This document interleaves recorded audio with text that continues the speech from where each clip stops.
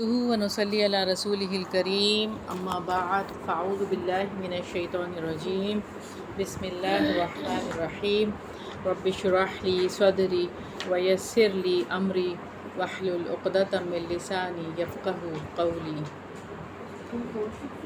جی ہم حدیث روایت کریں گے 2460۔ جی پڑھیں، آپ پڑھ لیں پھر ایسے شروع کریں۔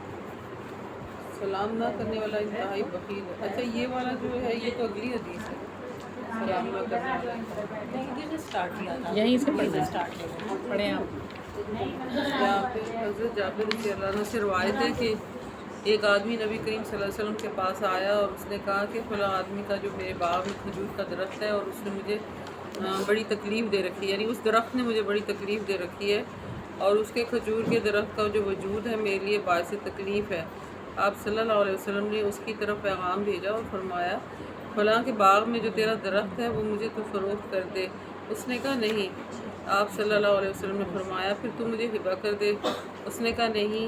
آپ صلی اللہ علیہ وسلم نے فرمایا تو پھر جنت میں کھجور کے درخت کے عوض تو مجھے دے دے۔ اس نے کہا نہیں۔ آپ صلی اللہ علیہ وسلم نے فرمایا میں نے تجھ سے بڑھ کر بخیل نہیں دیکھا۔ بس اس شخص کے جو سلام کے معاملے میں بخل کرتا ہے وہ سب سے بڑا بخیل ہے۔ تو یعنی یہ کہ اس سے بھی بڑا بخیل ہے جو سلام کے معاملے میں بخل کرتا ہے۔ اتنا وہ شخص تھا، اس کی بخیلی دیکھیں آپ کیسی تھی، اور سلام کرنے والے کے لیے فرمایا کہ وہ اس سے بھی زیادہ بخیل ہے۔ یہ یہودی کا تھا یہ کھجور کا درخت، ایسے ہی ہوتے ہیں یہودی۔ چلیں پڑھیں آگے۔ بچوں کو سلام کرنا۔ حضرت انس رضی اللہ تعالیٰ عنہ کہتے ہیں رسول اللہ صلی اللہ علیہ وسلم ہمارے پاس سے گزرے، ہم بچے تھے، آپ نے فرمایا اے بچوں السلام علیکم۔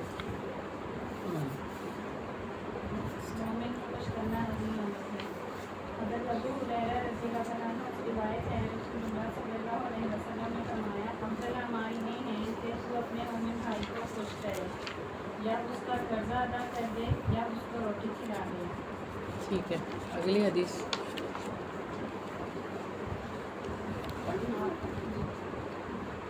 سفیان بن عیینہ رضی اللہ عنہ سے روایت ہے کہ آپ صلی اللہ علیہ وسلم نے فرمایا مومن کو خوش کرنا، اس کا قرضہ چکانا، اس کو پوری کرنا اور اس سے کسی مصیبت کو دور کرنا افضل اعمال میں سے ہے۔ سفیان کہتے ہیں ابن منقدر سے کہا گیا ہے اب کوئی چیز ایسی بھی باقی رہ گئی ہے جو مزید ہو؟ انہوں نے کہا بالوں سے مسئلے شروع کرنا۔ صلح کروانا بھی صدقہ ہے۔ پڑھیں آپ پڑھیں۔ حضرت عبداللہ بن عمرو سے روایت ہے کہ نبی کریم صلی اللہ علیہ وسلم نے فرمایا آپس میں صلح کروانا نہایت افضل صدقہ ہے۔ اگلی روایت پڑھیں۔ نہیں ہے آپ کے پاس کوئی اور پڑھ لیں، آپ پڑھیں پیچھے سے۔ حضرت ایوب انصاری رضی اللہ تعالیٰ عنہ سے روایت ہے کہ رسول اللہ صلی اللہ علیہ وسلم نے فرمایا کیا میں ایسے صدقے کی طرف رہنمائی نہ کر دوں کہ اللہ تعالیٰ جس کی نصرت کو بہت پسند کرتے ہیں تم لوگوں کے مابین صلح کروایا کرو، یہ ایسا صدقہ ہے کہ اللہ اس کے نصرت کو پسند کرتے ہیں۔ اگلی حدیث۔ حضرت ابو ہریرہ رضی اللہ تعالیٰ عنہ سے روایت ہے کہ نبی کریم صلی اللہ علیہ وسلم نے فرمایا آدم کے بیٹے نے کوئی ایسا عمل نہیں کیا جو نماز باہمی صلح کروانے اور حسن اخلاق سے بہتر ہے۔ مزاج اور ہر دن عزیز حضرت ابو سعید رضی اللہ عنہ سے روایت ہے کہ رسول اللہ صلی اللہ علیہ وسلم نے فرمایا ایمان کے لحاظ سے مومنوں میں سے مکمل وہ ہے جو اخلاق کے لحاظ سے بہت بہتر ہوں، جو اپنا کندھا بچھا کر رکھتے ہیں اور جو محبت کرتے ہیں اور ان سے محبت کی جاتی ہے۔ تو ایسے شخص میں تو کوئی خیر ہی نہیں جو نہ خود محبت کرتا ہو اور نہ ان سے محبت کی جاتی ہے۔ جی اگلی حدیث پڑھیں۔ نظر نہیں آ رہا، آپ پڑھو بیٹا۔ آپ دو لوگوں کا بیویوں کے ساتھ رویہ۔ حضرت ابو ہریرہ رضی اللہ تعالیٰ عنہ بیان کرتے ہیں کہ رسول اللہ صلی اللہ علیہ وسلم نے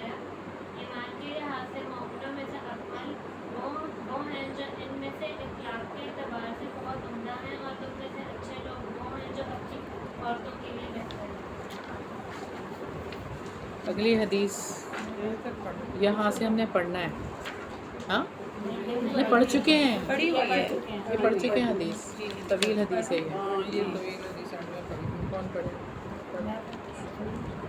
حضرت عیاض بن عمار نجاشی سے روایت ہے کہ رسول صلی اللہ علیہ وسلم نے فرمایا, نے ایک دن اپنے خطبہ میں ارشاد فرمایا, سنو میرے رب نے مجھے یہ حکم فرمایا کہ میں تم لوگوں کو وہ باتیں سکھا دوں کہ جن سے تم لا علم ہو. میرے رب نے آج کے دن مجھے وہ باتیں سکھا دی ہیں, وہ باتیں میں تمہیں بھی سکھاتا ہوں. اللہ تعالیٰ نے فرمایا, میں نے اپنے بندے کو جو مال دے دیا ہے وہ اس کے لیے حلال ہے, اور میں نے اپنے سب بندوں کو حق کی طرف رجوع کرنے والا پیدا کیا ہے, لیکن شیطان میرے ان بندوں کے پاس آ کر انہیں ان کے دین سے بہکاتے ہیں, اور میں نے اپنے بندوں کے لیے جن چیزوں کو حلال کیا ہے وہ ان کے لیے حرام قرار دیتے ہیں. وہ ان کو ایسی چیزوں کو میرے ساتھ شریک کرنے کا حکم دیتے ہیں کہ جس کی کوئی حجت میں نے نازل نہیں کی. اور اللہ تعالیٰ نے زمین والوں کو دیکھا, پھر ان سب کو برا سمجھا, عرب کے ہوں یا عجم کے, سوا ان چند لوگوں کے جو اہل کتاب میں سے باقی تھے. اور اللہ تعالیٰ نے فرمایا, میں نے تمہیں اس لیے بھیجا ہے تاکہ میں تم کو آزماؤں اور ان کو بھی آزماؤں کہ جن کے پاس آپ صلی اللہ علیہ وسلم کو بھیجا گیا ہے, اور میں نے آپ صلی اللہ علیہ وسلم پر ایک ایسی کتاب نازل کی ہے کہ جسے پانی نہیں دھو سکتا. تم نیند اور بیداری دونوں حالتوں میں اس کی تلاوت کرتے ہو. اللہ تعالیٰ نے مجھ کو یہ حکم دیا ہے کہ میں قریش کو جلا دوں. میں نے کہا, اے میرے پروردگار, وہ تو میرا سر پھوڑ دیں گے, اس کو کچل کر روٹی کی طرح بنا دیں گے. اللہ نے فرمایا, تو ان کو نکال دے جس طرح انہوں نے تجھے نکالا, اور ان سے جہار کر کہ ہم تیری مدد کریں گے, اور تو خرچ کر, تجھ پر خرچ کیا جائے گا, اور تو ایک لشکر بھیج, ہم اس کی 5 مثل بھیجیں گے, اور اپنے فرمانبرداروں کے ساتھ مل کر اپنے نافرمانوں سے لڑ. اور جنتی لوگ 3 طرح کے ہیں, منصف صاحب اقتدار جو صدقہ کرنے والے ہوں اور جسے نیک کاموں کی توفیق دی گئی. اور نمبر 2, وہ شخص جو قریبی رشتہ دار اور مسلمان کے حق میں نرم دل اور رحم دل ہو. نمبر 3, وہ شخص جو پاک دامن اور اہل و عیال کے باوجود مانگنے سے بچنے والا, صدقہ کرنے والا, اور دوزخ والے 5 طرح کے لوگ ہیں. نمبر 1, وہ کمزور شخص جس کو بری بات سے بچنے کی توفیق نہیں, وہ تم میں تمہارا فرما بردار اور گھر بار چاہتا ہے نامان. نمبر 2, وہ خائن جس کی لالچ مخفی نہیں ہوتی, جب اسے معمولی سی چیز میں خیانت کرنے کا موقع ملتا ہے وہ خیانت کر گزرتا ہے. نمبر 3, وہ آدمی جو صبح و شام تیرے گھر بار اور مال و دولت کے بارے میں دھوکہ باز ثابت ہو.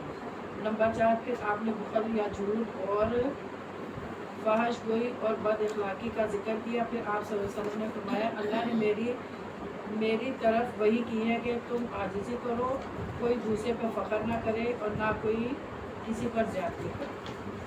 ٹھیک ہے.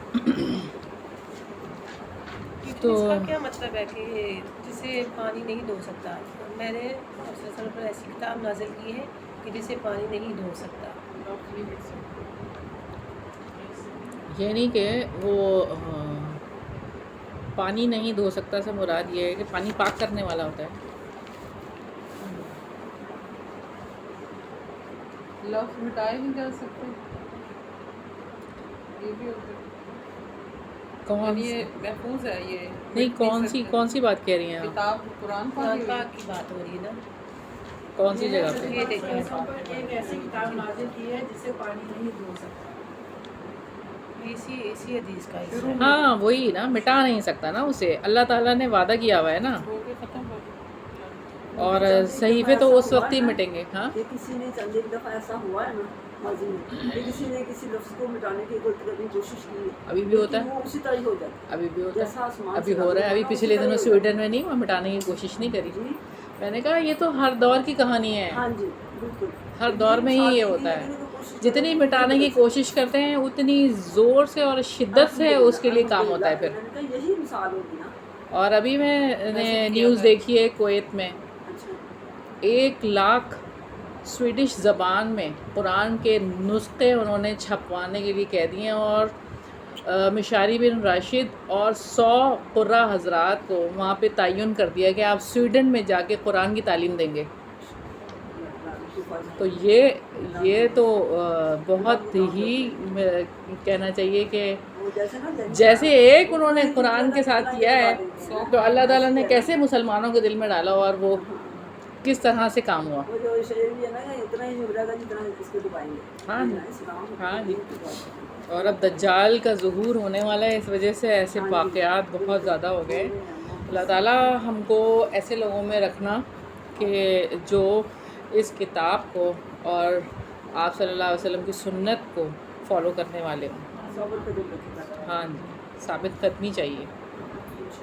تو اس حدیث کا بیسک جو ہے نا، جو چیز ہم نے اس میں سے لینی ہے وہ جہنمی اور جنتی لوگوں کی قسمیں ہیں جس پہ ہمیں زیادہ فوکس کرنے کی ضرورت ہے.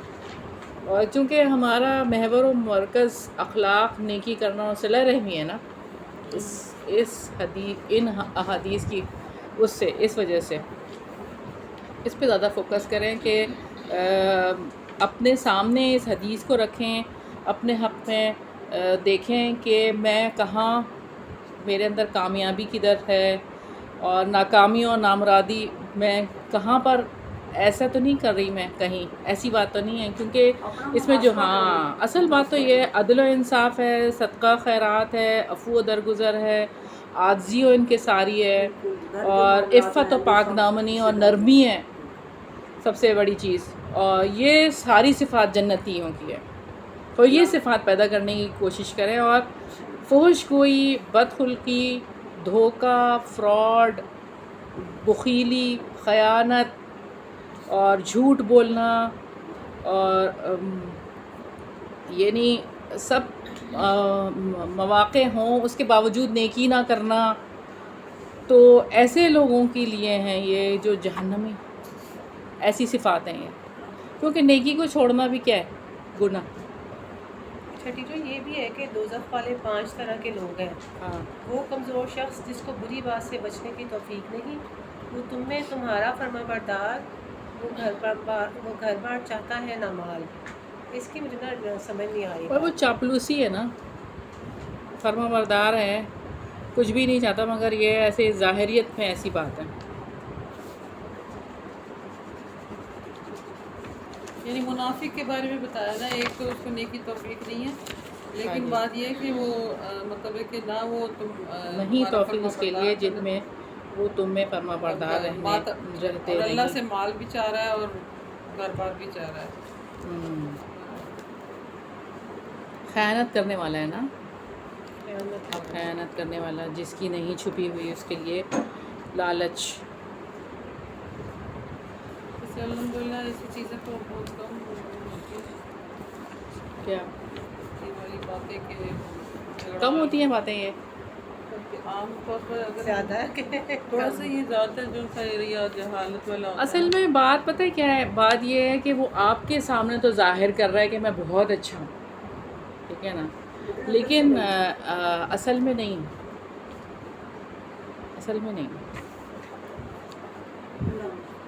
الحمد للہ علم بہت عام ہو گیا ہے، لوگوں نے علم سیکھنا شروع کر دیا، اس سے بھی فرق پڑا ہے.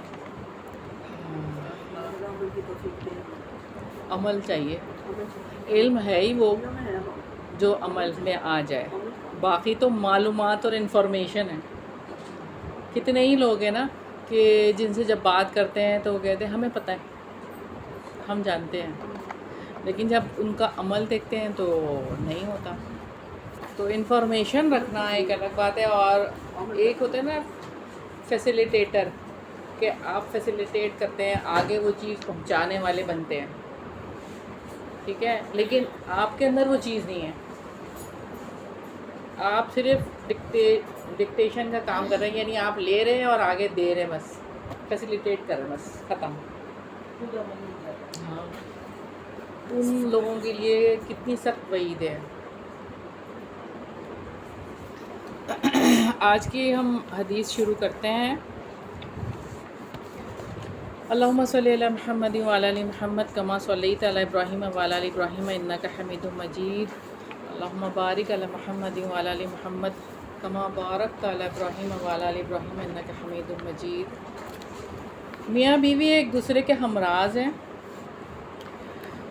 حدیث نمبر 2470 ہے. ان ابی ہریرہ رضی اللہ عنہ روایت ہے سیدنا ابو ہریرہ رضی اللہ عنہ سے، قول انہوں نے کہا، دخل رسول اللہ صلی اللہ علیہ وسلم، داخل ہوئے رسول اللہ صلی اللہ علیہ وسلم، المسجد مسجد میں، وفیہ اور اس میں، نسوتن عورتیں تھیں، من الانصاری انصار میں سے،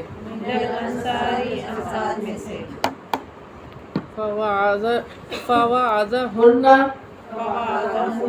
تو واعظ کیا ان کو، وذکرہن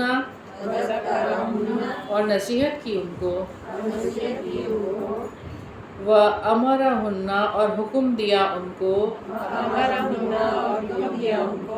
ان یہ کہ یتصدقن وہ صدقہ کریں، ولو اور اگرچہ، من حلیہن ان کے زیور سے، ثم قال پھر فرمایا، الاہل سنو کیا، اسات امرأۃ کوئی عورت، ان یہ کہ تخبرہ خبر دیتی ہو، القوم لوگوں کو، بما اس کی جو، یکون ہوتی ہے، من زوجہا اپنے شوہر سے،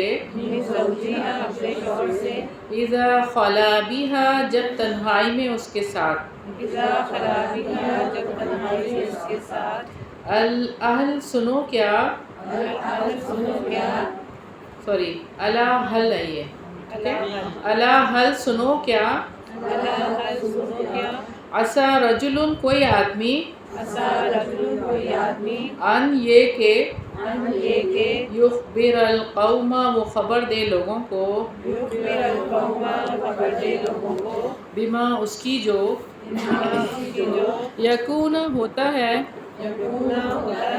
منہ اس سے، اذا جب، خلا بأہلہ تنہا ہو اپنی بیوی کے ساتھ،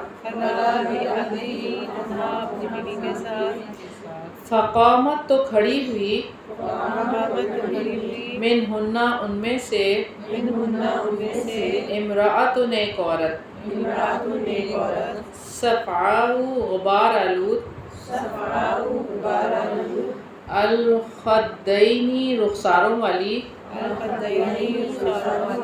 فقالت تو اس نے کہا، واللہ قسم ہے اللہ کی، انہم یقیناً وہ مرد، لیفعلون البتہ وہ کرتے ہیں، وَإِنَّهُنَّ اور یقیناً وہ عورتیں، لیفعلن البتہ وہ کرتی ہیں، قال فرمایا، فلا سونا، تفعلوا تم سب ایسا کرو،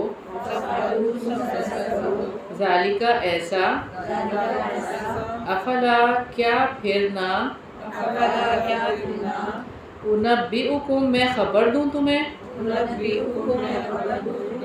ما جو، مثل ذالک مثل ہو اس کے، مثل مثال ہے، شیطانی شیطان کی، عطا آتا ہے، شیطانتاً شیطان مونس کے پاس، بالطریقی راستے میں، فوقع پھر کر ڈالے، والناس اور لوگ، ینظرون وہ دیکھتے ہیں۔ سیدنا ابو ہریرہ رضی اللہ عنہ بیان کرتے ہیں کہ رسول اللہ صلی اللہ علیہ وسلم مسجد میں داخل ہوئے، وہاں کچھ انصاری عورتیں موجود تھیں۔ آپ صلی اللہ علیہ وسلم نے ان کو واعظ کیا اور نصیحتیں فرمائیں، پھر ان کو حکم دیا کہ وہ صدقہ کیا کریں۔ اگرچہ اپنے زیورات سے ہی کریں۔ پھر آپ صلی اللہ علیہ وسلم نے فرمایا کیا کوئی ایسی عورت ہے جو لوگوں کو اپنے خاوند کے ساتھ تنہائی میں ہونے والے معاملات بتاتی ہو، یا کیا کوئی مرد ایسا ہے جو لوگوں کو اپنی بیوی کے ساتھ تنہائی والا معاملہ بتاتا ہے؟ چنانچہ ان میں سے ایک غبار آلود رخساروں والی عورت کھڑی ہوئی اور کہا اللہ کی قسم مرد بھی ایسا کرتے ہیں اور عورتیں بھی۔ آپ صلی اللہ علیہ وسلم نے فرمایا ایسا مت کرو، کیا میں تم کو اس کی مثال نہ بتاؤں؟ ایسی باتیں بیان کرنے والا اس شیطان کی مانند ہے جو سرے راہ مونس شیطان کے ساتھ مباشرت کرے اور لوگ ان کو دیکھ رہے ہوں۔ تو یہاں جو حدیث میں سب سے پہلی بات ہے وہ صدقے کی بات۔ صدقہ آگ سے بچنے کے لیے بہترین طریقہ ہے، اور خواتین کا یہاں پر خصوصی ذکر کیا گیا کہ آپ صلی اللہ علیہ وسلم خواتین کی جماعت کے پاس سے گزرے اور اس طرح ان کو صدقہ کرنے کی ترغیب دی، کیونکہ ایک روایت سے ہمیں پتہ چلتا ہے، ہم پہلے بھی وہ روایت شاید پڑھ چکے ہیں کہ نہیں، تو اس میں یہ ہے کہ عید کا دن تھا اور آپ صلی اللہ علیہ وسلم خواتین کے پاس سے گزرے اور آپ صلی اللہ علیہ وسلم نے ان خواتین کو صدقہ کرنے کے لیے کہا۔ جب ان سے آپ صلی اللہ علیہ وسلم نے یہ بھی فرمایا کہ میں نے جہنم میں آپ کی کثرت دیکھی ہے، یعنی عورتوں کی کثرت دیکھی ہے، تو اس پر سوال کیا گیا کہ کیا ہے ایسا، تو آپ صلی اللہ علیہ وسلم نے فرمایا کہ لعن طعن کرتی ہیں زیادہ اور شوہر کی ناشکری کرتی ہیں، اس لیے ان سب باتوں کو ختم کرنے کے لیے صدقہ زیادہ کیا کریں۔ تو ایک اور روایت سے ہمیں پتہ چلتا ہے کہ جب یہ والی بات آپ صلی اللہ علیہ وسلم نے فرمائی تو سیدنا بلال رضی اللہ عنہ کے پاس وہ تھا، یعنی کہ چادر تھی، اس چادر کے اندر عورتوں نے اپنے کانوں کی بالیاں، کڑے اور جو بھی تھا زیور جو انہوں نے پہنا ہوا تھا وہ ڈالنے لگیں،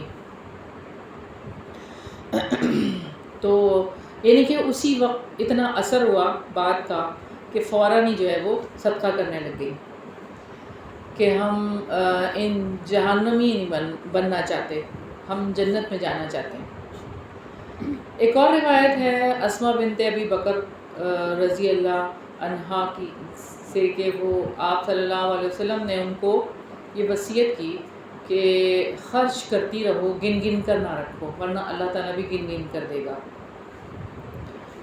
اور ایک روایت ملتی ہے عمر بن حارث سے کہ وہ بتاتے ہیں کہ عبداللہ ابن مسعود کی بیوی زینب جن کے پاس مال تھا اور عبداللہ بن مسعود اتنے مالدار نہیں تھے، آپ صلی اللہ علیہ وسلم نے قریبی رشتہ دار کو صدقہ کرنے کے لیے کہا کہ آپ ان کو صدقہ کریں گے قریبی رشتہ دار کو تو آپ کو اس کا اجر ملے گا۔ تو سیدہ زینب رضی اللہ عنہا چونکہ اپنے شوہر کو اور کچھ بچے انہوں نے اپنے پاس رکھے ہوئے تھے، یتیم بچے، ان کی کفالت کرتی تھی، تو انہوں نے آپ صلی اللہ علیہ وسلم کے پاس جا کے پوچھنا چاہا کہ کیا یہ بھی اسی میں آتا ہے کہ میں یہ کر رہی ہوں۔ تو جب وہ گئیں تو دروازے پہ سیدنا بلال رضی اللہ عنہ کو پایا اور ان سے کہا کہ آپ جا کے نا آپ صلی اللہ علیہ وسلم سے یہ بات پوچھیں۔ وہاں پر انصار کی ایک اور عورت بھی آئی ہوئی تھی، اس کا نام بھی زینب ہی تھا، دونوں کی بات ایک ہی تھی، قریبی رشتہ دار کو صدقہ لگے گا۔ تو آپ صلی اللہ علیہ وسلم کے پاس جب یہ بات پہنچی تو آپ صلی اللہ علیہ وسلم نے پوچھا کون ہے، زینب کون سی؟ پھر حضرت بلال نے بتایا حضرت عبداللہ ابن مسعود کی بیوی۔ آپ صلی اللہ علیہ وسلم نے فرمایا کہ ہاں اس کو 2 گنا ثواب ملے گا، اجر القرابہ اور اجر الصدقہ، یعنی قرابت کا بھی اجر ملے گا اور صدقہ کرنے کا، قریبی رشتہ داری کا بھی اور صدقہ کا، صلہ رحمی اور صدقے کی بات۔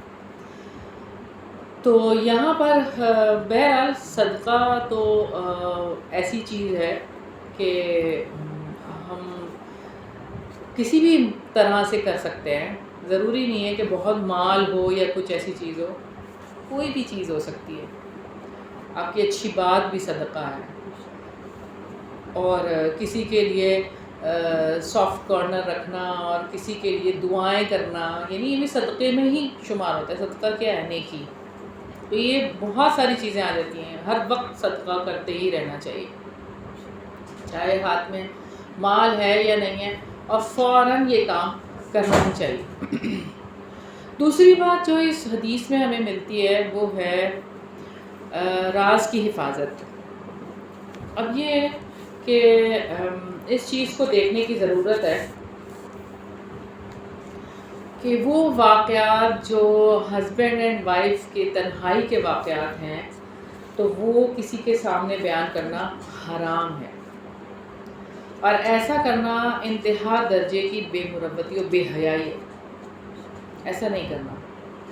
اور کتنی بری مثال، یعنی کہ ایسے لوگوں کو کس سے تشبیہ دی گئی ہے کہ شیطان اور شیطانی کے ساتھ، یعنی ان دونوں کے ساتھ تشبیہ دے دی گئی جو وعید کے لیے کافی ہے. کیونکہ مومن بری مثال اس کے لیے زیب نہیں دیتی مومن کے لیے. اور آپ صلی اللہ علیہ وسلم نے اس کی مزید مذمت کرتے ہوئے بھی یہ فرمایا کہ بے شک روز قیامت اللہ تعالیٰ کے ہاں مقام اور مرتبے کے لحاظ سے سب سے بدترین وہ شخص ہے جو بیوی کے ساتھ تنہائی میں وقت گزارے اور اس کے بعد وہ شخص اس عورت کا راز پھیلا دے. یہ والی روایت سیدنا ابو سعید خدری رضی اللہ عنہ سے مروی ہے. تو بہرحال یہاں پہ جو بات تھی وہ یہ اس حدیث کے تعلق سے. اگلی حدیث ہم پڑھیں گے نبی کریم صلی اللہ علیہ وسلم کی انصار صحابہ سے محبت. حدیث نمبر 2471 ہے. انس قال، روایت ہے انس رضی اللہ عنہ سے فرمایا مر رسول اللہ صلی اللہ علیہ وسلم، گزرے رسول اللہ صلی اللہ علیہ وسلم بحی بنی النجاری، ایک قبیلے سے بنی نجار کے، وَإِذَا اور تب جوارن بچیاں یضربنا بجا رہی تھیں، بالدفی دف، یقولنا وہ کہہ رہی تھیں، نحن جوارن ہم بچیاں ہیں، من بنی نجاری بنی نجار سے،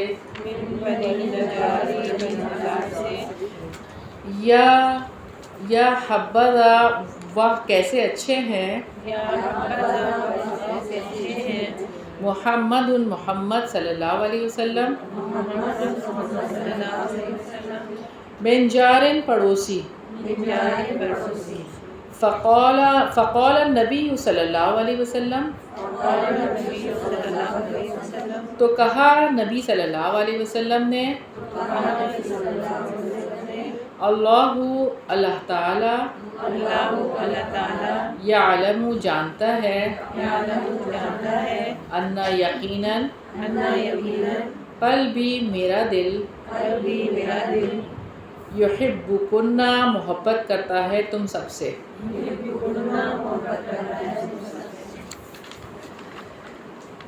سیدنا انس رضی اللہ عنہ بیان کرتے ہیں کہ نبی کریم صلی اللہ علیہ وسلم بنو نجار کے قبیلے سے گزرے اور بچیاں دب بجا کر یہ گا رہی تھی کہ ہم بنو نجار کی بچیاں ہیں، واہ واہ محمد صلی اللہ علیہ وسلم کیسے اچھے پڑوسی ہیں.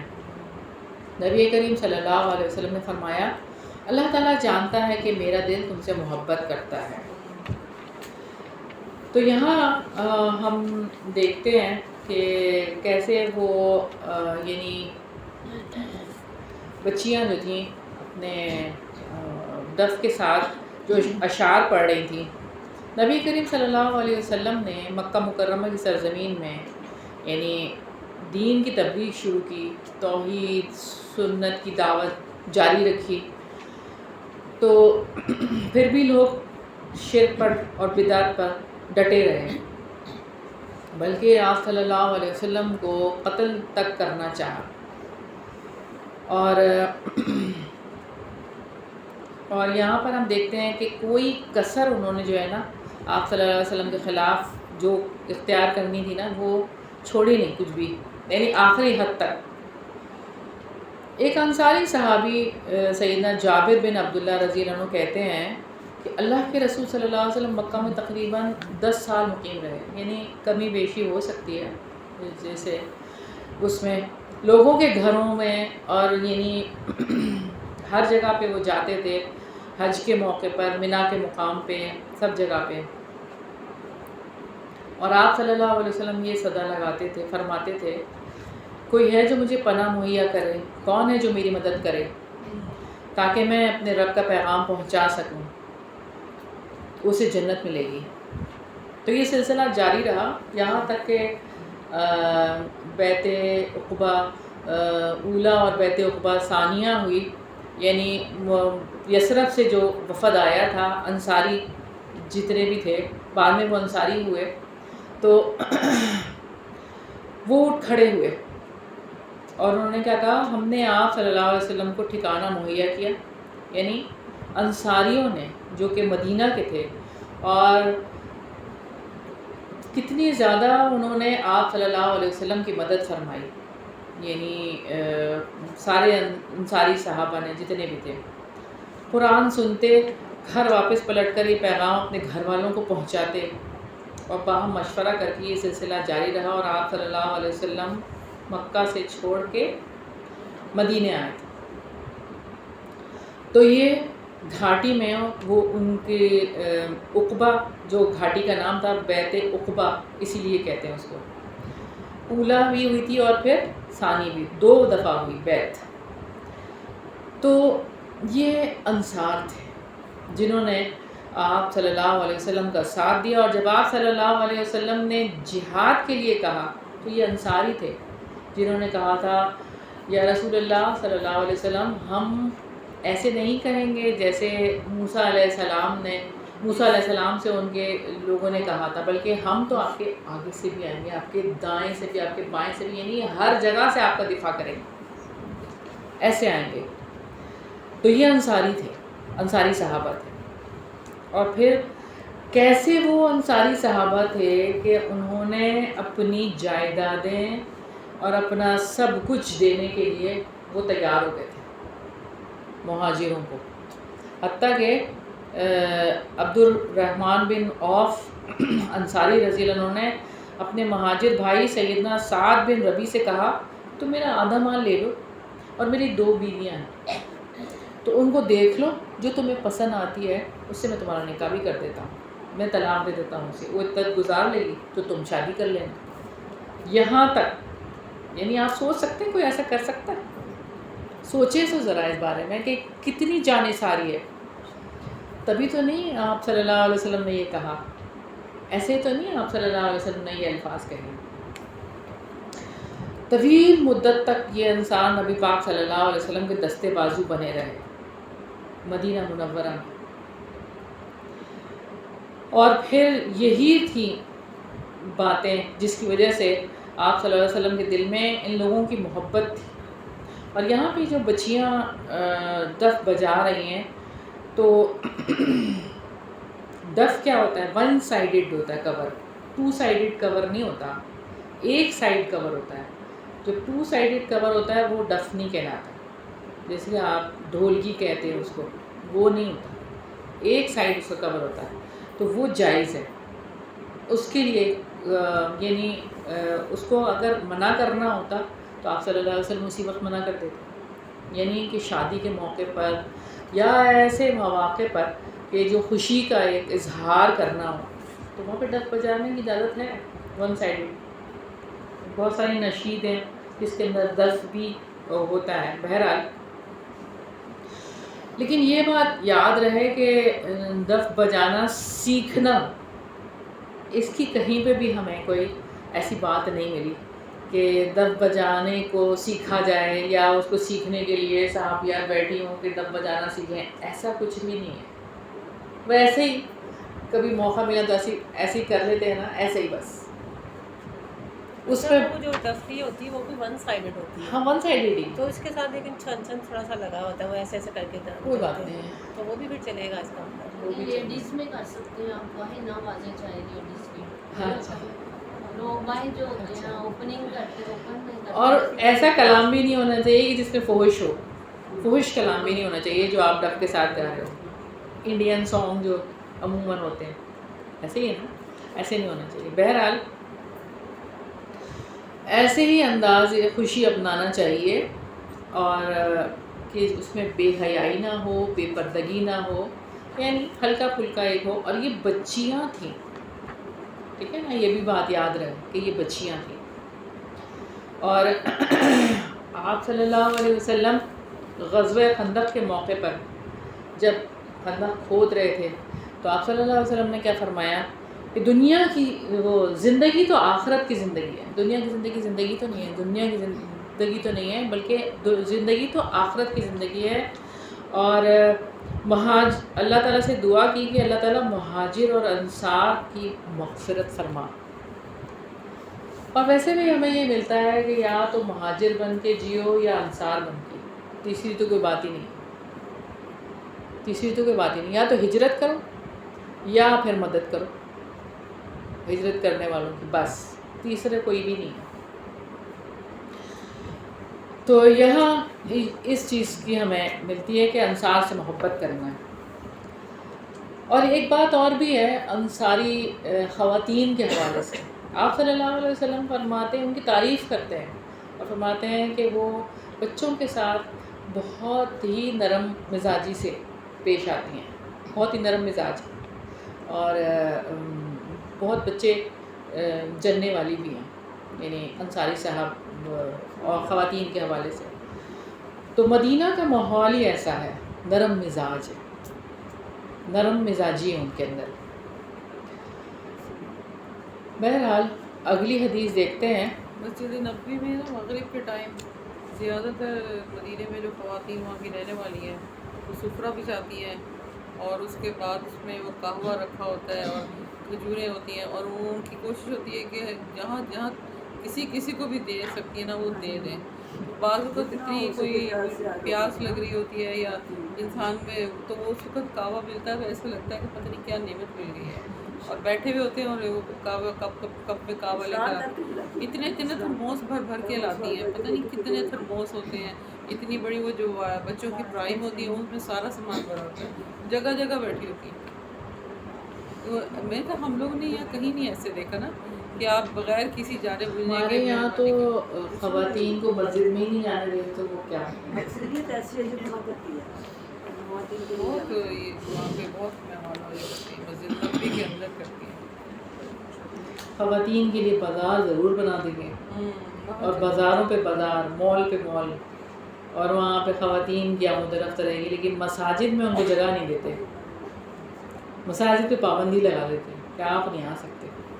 فتنہ پھیلتا ہے، وہاں پہ فتنہ نہیں پھیلتا، مسجد میں فتنہ. آپ نے روزہ رکھا ہو تو اللہ کی طرف سے اتنی آپ کی افطاری ہو جاتی ہے.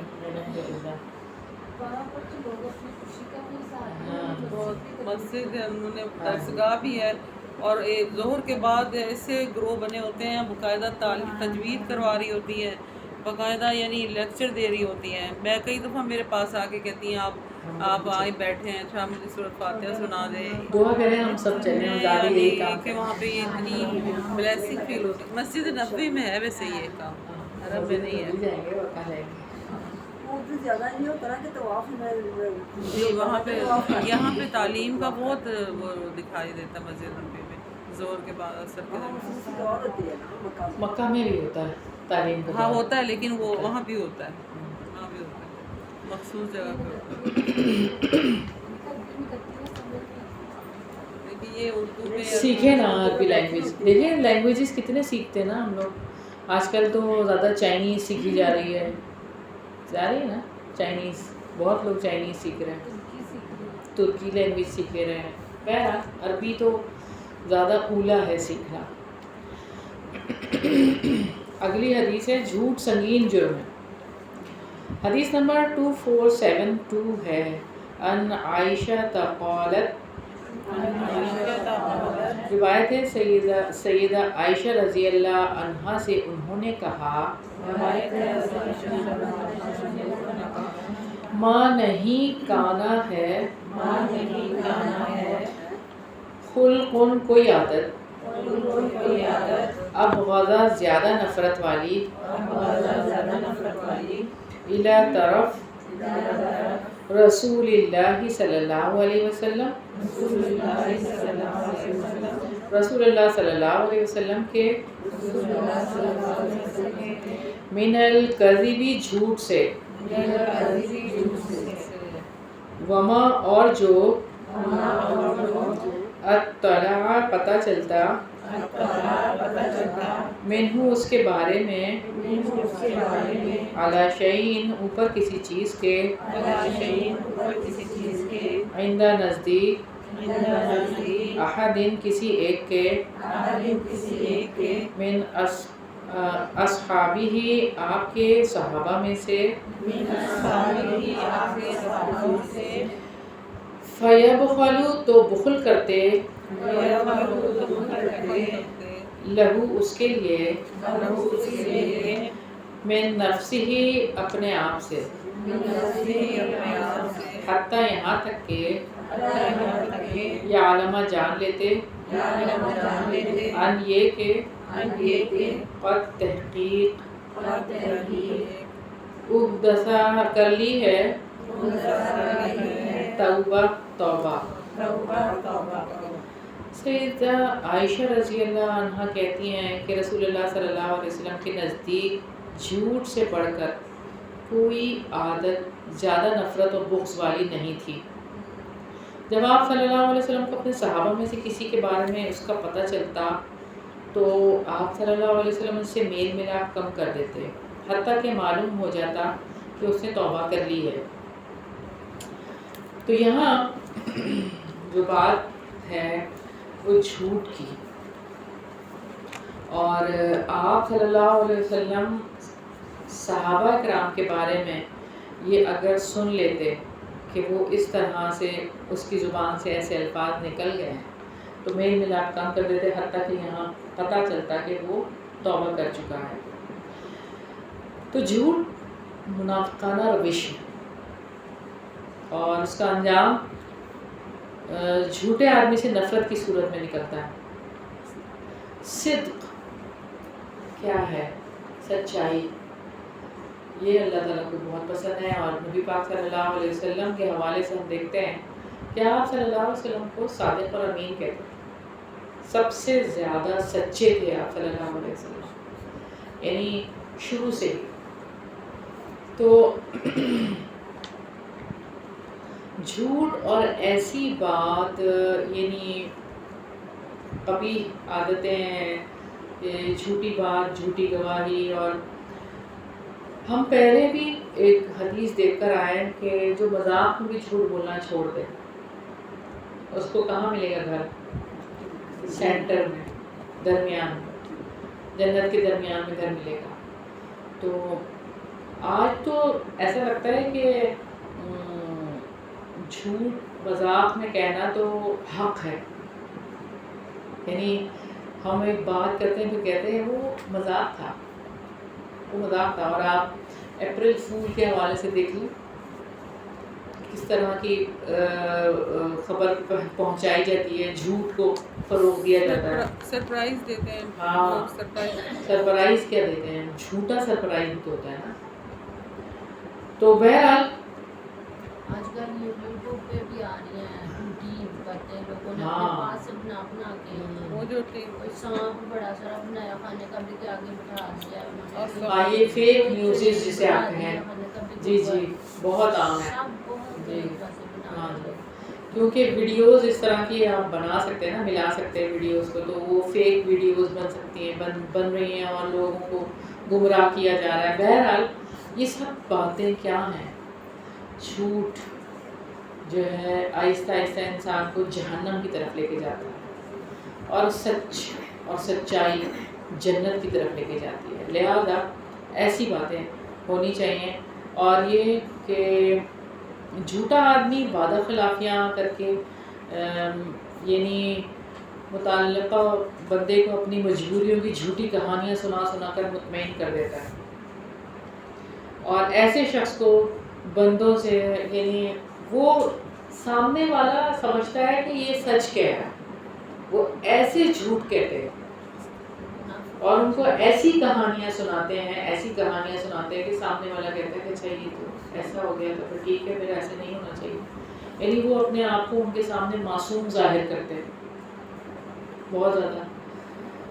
بہرحال جھوٹ جیسے گناہ کی سنگینی کا اندازہ اس کی وجہ سے ہونے والے عذاب سے ہوتا ہے. جیسے کہ ایک طویل حدیث ہے، سمورہ بن جندب رضی اللہ عنہ بیان کرتے ہیں کہ رسول اللہ صلی اللہ علیہ وسلم نے ایک طویل خواب سنایا. اس میں آپ صلی اللہ علیہ وسلم کو رحمت اور نعمت اور عذاب اور عقاب کے مختلف مناظر دکھائے گئے، اور اس خواب کا ایک وہ حصہ ہے کہ آپ صلی اللہ علیہ وسلم نے فرمایا، اور وہ آدمی جس کے پاس سے آپ گزرے، یعنی فرشتے نے فرمایا آپ صلی اللہ علیہ وسلم سے، جس کے جبڑے نتنے اور اس کی آنکھ کو اس کی گدی تک چیرا جا رہا تھا، یہ وہ شخص ہے جو صبح اپنے گھر سے نکلتا ہے اور ایسا جھوٹ بولتا ہے جو دنیا کے کناروں تک پھیل جاتا ہے. یعنی جھوٹ کا پرچار کرنا. جو یہ میڈیا آپ کے پاس یہ حدیث اگر آپ سنتے پہلے تو آپ کہتے کہ پوری دنیا کے کناروں تک کیسے پھیلے گا ایک جھوٹ، اور آج آپ کے سامنے موجود ہے میڈیا. ایک بات آپ شیئر کریں اور پوری دنیا تک وہ پھیل جاتی ہے. اب تو کوئی مشکل ہی نہیں رہا نا، اب تو آپ نے ایک کلک کیا ہے تو ساری دنیا دیکھے، اور وہ ایسی ویڈیوز جو وائرل ہوتی ہیں پوری دنیا والے دیکھ لیتے ہیں آرام سے. یعنی کچھ ہی گھنٹوں میں آپ سمجھیں کہ پوری دنیا میں وہ ویڈیو وائرل ہو جاتی ہے. جو بھی نیٹ یوز کرتے ہیں ان کو مل جاتی ہے. یوٹیوب، یعنی یہ جو میڈیاز یہ جو ہے ایپس جو ہے، یوٹیوب ہو گئی، فیس بک ہو گئی، ٹویٹر ہو گئی، اور یہ انسٹاگرام ہو گئی، یہ اس طرح کی جو زیادہ تعداد لوگوں کی ان پر ہے. تو آپ سوچیں ذرا کہ جھوٹی بات، اور آپ اپنا بھی جائزہ لیں کہ کہیں ایسا نہیں. ہمارے پاس ایسا ہوتا ہے فارورڈنگ میسیجز، یعنی ایک میسیج آیا بغیر تحقیق کے، اس کو آپ نے نہ اس کو دیکھا نہ اس کو پرکھا کہ یہ صحیح بات ہے کہ نہیں، آپ نے بس پڑھا آگے فارورڈ فارورڈ فارورڈ فارورڈ. تو آپ سوچیں ذرا یہ ایک گناہ کتنا فارورڈ ہو گیا، کتنا ملٹیپلائی ہوگا، کتنی آگے تک. پہلے تو ایک ہوتا تھا نا کہ ایک حلقے میں صرف وہ بات ہے، پوری دنیا میں وہ بات پھیل رہی ہے. تو لہٰذا بہت کانشیس ہونے کی ضرورت ہے اس میڈیا کو استعمال کرتے ہوئے کہ کہیں ایسی کوئی چیز ہماری طرف سے نہ چلی جائے کہ جو جھوٹ ہو. حدیث بار اوقات حدیث نہیں ہوتی اور اس کو حدیث بھی بہت ایسی حدیثیں آ گئی ہیں. اب کتنے لوگ ہیں جو پوچھتے ہیں کہ یہ حدیث اتھینٹک ہے، کیا یہ حدیث ہے، کیا یہ ایسی بات ہے.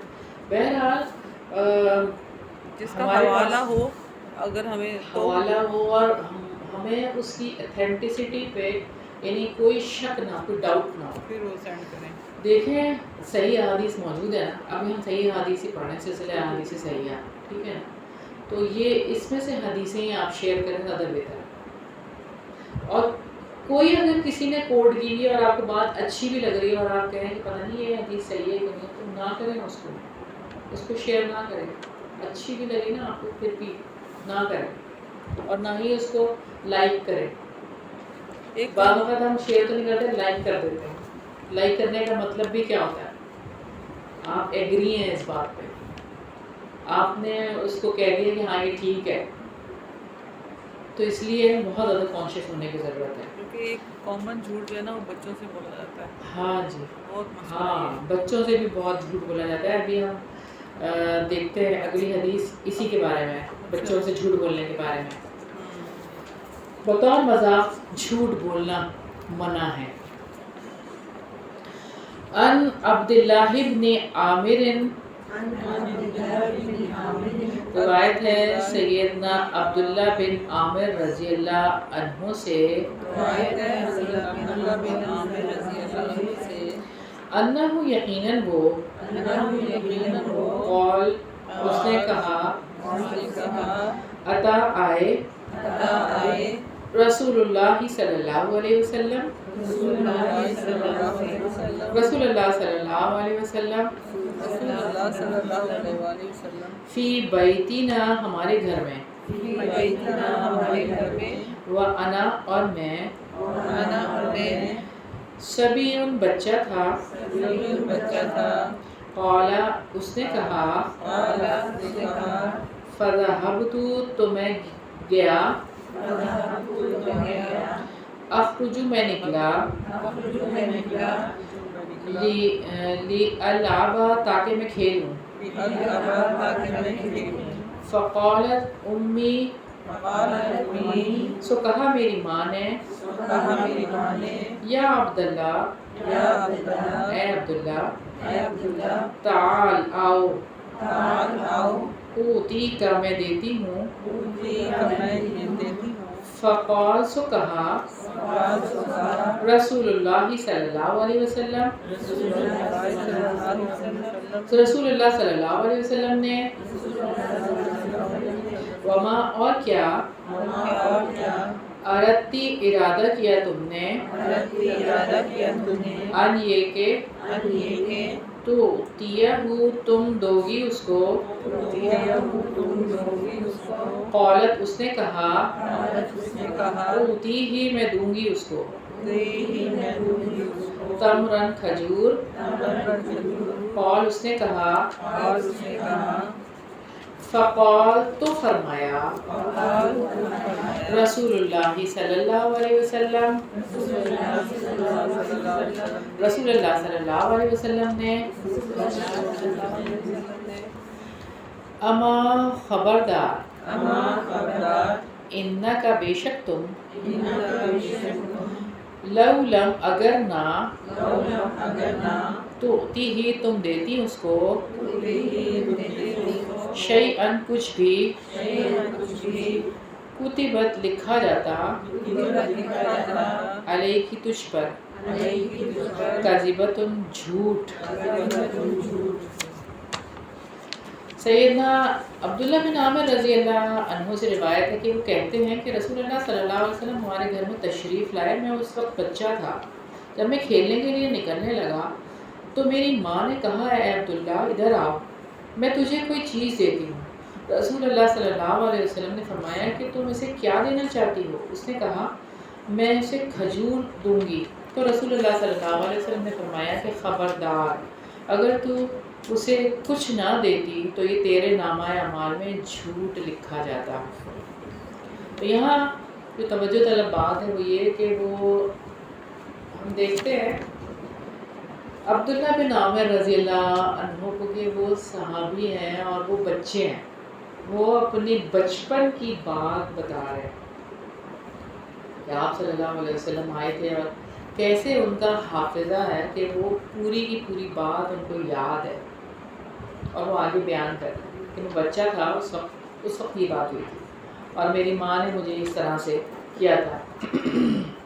اصل میں بات یہ ہے کہ ماں کی گود بچے کی پہلی تعلیم گاہ ہے، تربیت گاہ ہے، اور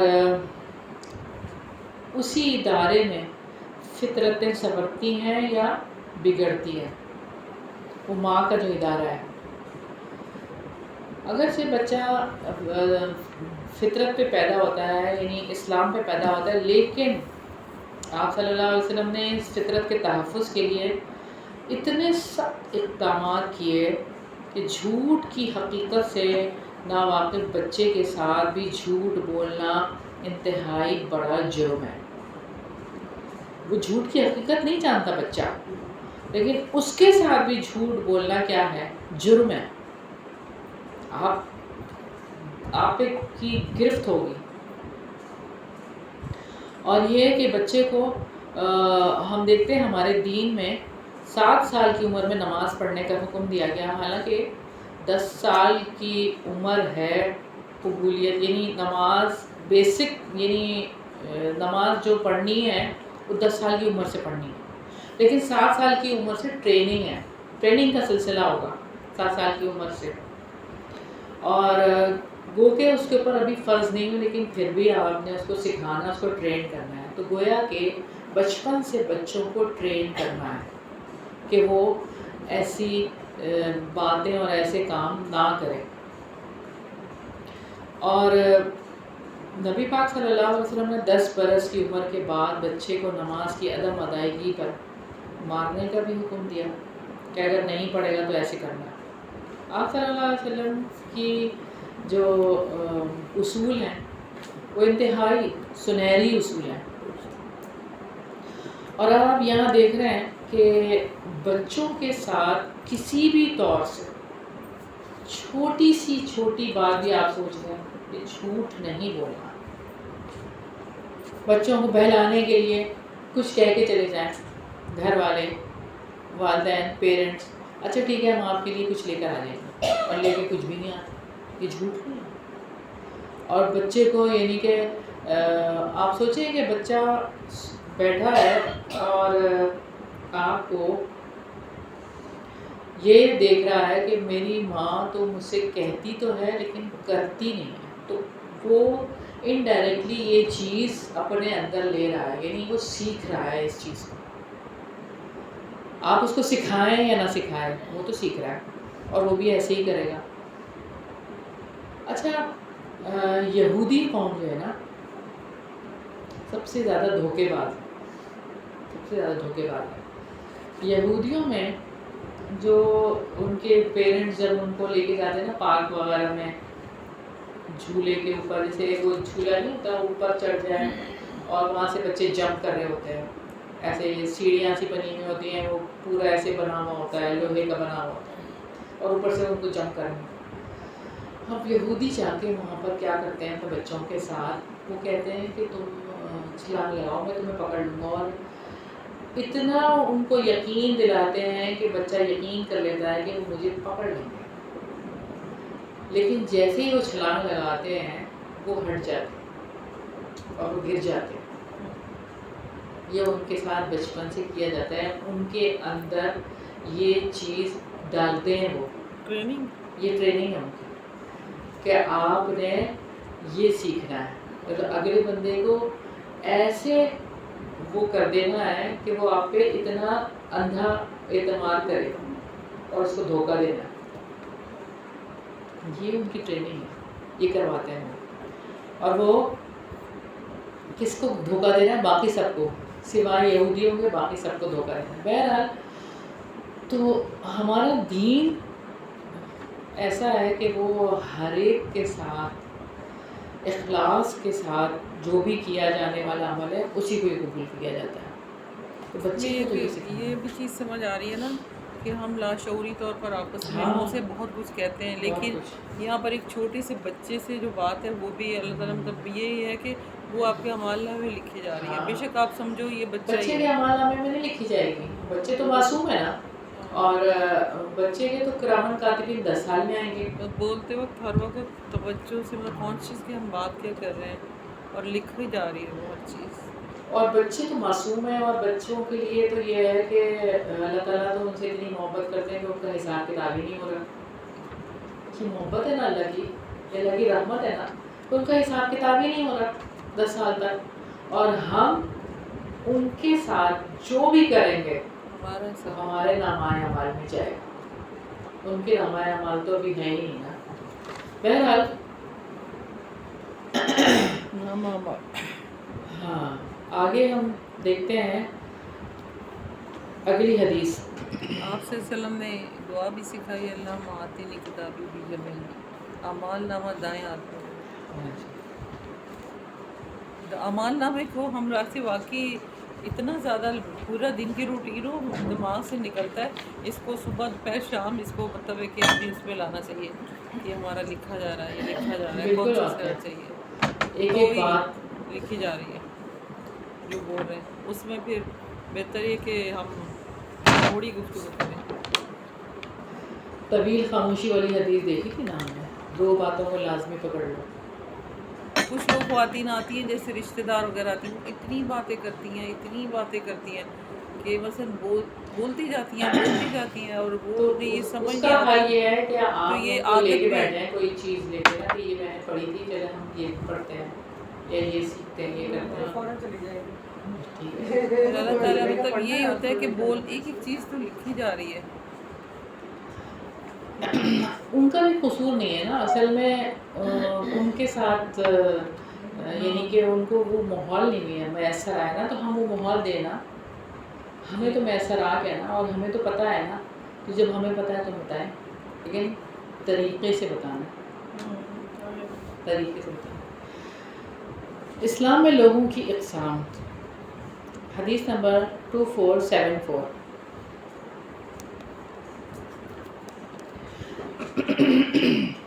عن ابن عمر قال، روایت ہے ابن عمر رضی اللہ عنہ سے، انہوں نے کہا طاف رسول اللہ صلی اللہ علیہ وسلم، طواف کیا رسول اللہ صلی اللہ علیہ وسلم نے، علی راحلتہ،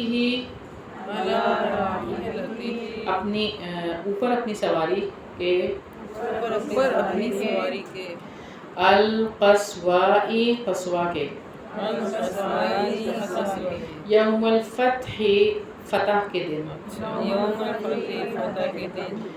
واستلم، اور استلام کیا، رکنا حجر اسود کا، بمحجنہ، اپنی اونٹنی سے، وما، اور نہیں، وجدہ، پائی، لہا، ان کے لیے، مناخن، بیٹھنے کی جگہ، فی المسجدی، مسجد میں، حتیٰ، یہاں تک کہ، اخرجت، نکالا گیا، الی، طرف، بطن الوادی، ہموار حصے کے، وادی کے، فانیخت، پھر بیٹھا دیا گیا، ہاں بٹھا دیا گیا، ثم حمیدہ، پھر حمد بیان کی، اللہ، اللہ تعالیٰ کی، وانثی، اور ثنا، علیہ، ثم قال، اس پر پھر فرمایا، اما بعد، ایھا الناس، اے لوگو، فإن اللہ، یقیناً اللہ تعالیٰ، اذھب، لے گیا، عنکم، تم سے، ابیت الجاہلیہ، جاہلیت کے عیب، الناس رجلانی، لوگ 2 طرح کے ہیں، بر، نیک، تقی، متقی، کریم، بزرگی والے، علی ربہ، اپنے رب کے، اوپر اپنے رب کے، وفاجر، اور فاجر، شقی، بدبخت، حین، حقیر، علی ربہ، اوپر اپنے رب کے، ثم، پھر، تلن، تلاوت کی، یا ایھا الناس، اے لوگو، انا، یقیناً ہم نے، یقیناً ہم نے خلقناکم پیدا کیا ہم نے تم سب کو پیدا کیا ہم نے تم سب کو من ذکرن ایک مرد سے ایک مرد سے و انثی اور ایک عورت سے سے وجعلناکم اور بنایا ہم نے تم سب کو بنایا ہم نے تم سب کو شعوباً قومیں قومیں و قبائل اور برادریاں قبائل اور برادریاں لتعارفوا تاکہ تم سب ایک دوسرے کو پہچانو تاکہ تم سب ایک دوسرے کو پہچانو حتیٰ یہاں تک کہ یہاں تک کہ قرأ تلاوت کی الآیت آیت ثم قال پھر فرمایا پھر فرمایا اقول ھذا میں کہتا ہوں یہ میں کہتا ہوں یہ واستغفر اور میں بخشش مانگتا ہوں اور میں بخشش مانگتا ہوں اللہ تعالیٰ سے لی ولکم اپنے لیے اور تمہارے لیے سیدنا عبداللہ بن عمر رضی اللہ عنہ بیان کرتے ہیں کہ رسول اللہ صلی اللہ علیہ وسلم نے فتح مکہ والے دن اپنی قصبہ اونٹنی پر طواف کیا اور اپنی لاٹھی کے ساتھ حجر اسود کا استعلام کیا۔ اونٹنی کو مسجد میں بٹھانے کے لیے کوئی جگہ نہ ملی، اس لیے اس کو وادی کے ہموار حصے کی طرف لے جا کر بٹھا دیا۔ پھر آپ صلی اللہ علیہ وسلم نے اللہ تعالیٰ کی حمد و ثنا کی اور فرمایا اے لوگو، بلا شبہ اللہ تعالیٰ نے تم سے جاہلیت کی نحوست ختم کر دی ہے۔ اب لوگ دو طرح کے ہیں، نیک متقی اور رب کے ہاں بزرگی والے، دوسرے گناہ گار بدبخت اور اللہ تعالیٰ کے یہاں حقیر۔ پھر آپ صلی اللہ علیہ وسلم نے یہ آیت پڑھی، اے لوگو یقیناً ہم نے تمہیں ایک مرد اور ایک عورت سے پیدا کیا اور تمہیں قومیں اور برادریاں بنا دیا تاکہ تم ایک دوسرے کو پہچان سکو۔ پھر آپ صلی اللہ علیہ وسلم نے پوری آیت تلاوت کی اور آخر میں فرمایا میں یہی کچھ کہنا چاہتا تھا، اب میں اللہ تعالیٰ سے اپنے لیے اور تمہارے لیے بخشش طلب کرتا ہوں۔ تو نبی کریم صلی اللہ علیہ وسلم جوامع الکلام تھے، یعنی آپ صلی اللہ علیہ وسلم کم الفاظ استعمال کرتے تھے لیکن جامع۔